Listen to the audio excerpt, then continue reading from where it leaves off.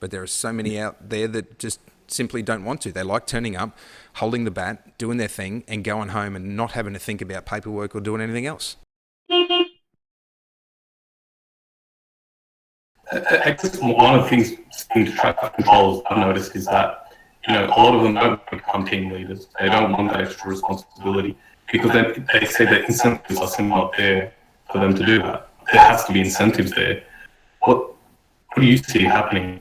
Look, like with a lot of industries, if individuals choose not to evolve and upskill either through, internal company initiatives or taking the jump and going out and upskilling themselves, learning stuff for themselves, the incentive to do that is to keep your job in the industry if you want it.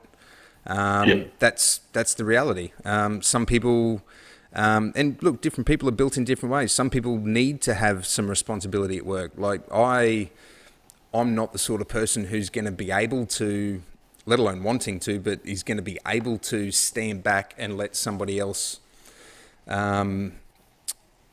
guide all of the things that I do every day. That's just not how I'm built. If I'm going to do something, I'm going to take responsibility for it, and I'm going to do it, the way that I think is best and safest within the framework that I've been given.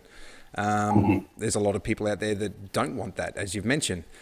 The way I see it, traffic control is a relatively good paying job, but, there definitely seems to me people don't see it as a career.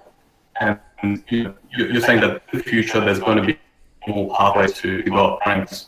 But, from what I've heard, there still seems to be a very strong ceiling of where you can actually go. Within the traffic control companies, yeah, there is. There's only so many designer positions. There's only so many operations manager roles or operations supervisors. But you know what? We've got really large road authority departments with councils and main roads.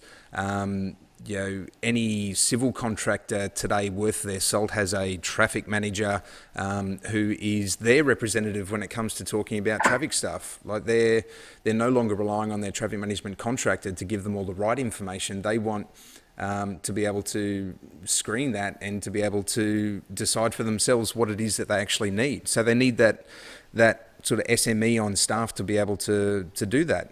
There are some companies that are working really hard to create pathways internally, and that's from your basic traffic control qualification, and then you go to a basic driver role, and then you go into an advanced driver role, and crew leaders and team leaders, and they've got internal training courses and all that sort of stuff. Some companies do that, others don't. They try and hire it, and that's a challenge in itself.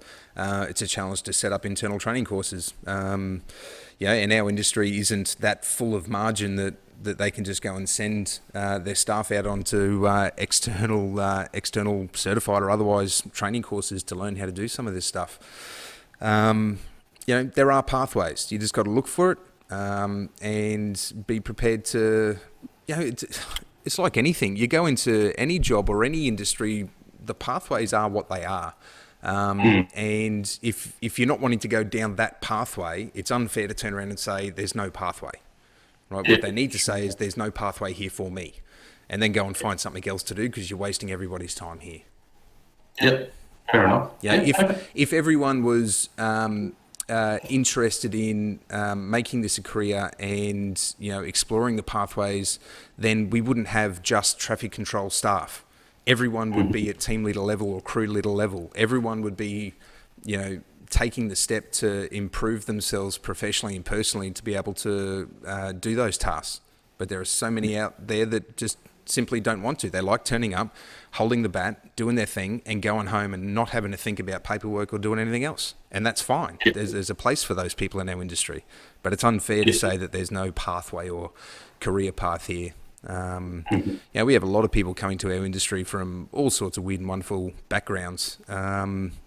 And there are opportunities that exist for everybody.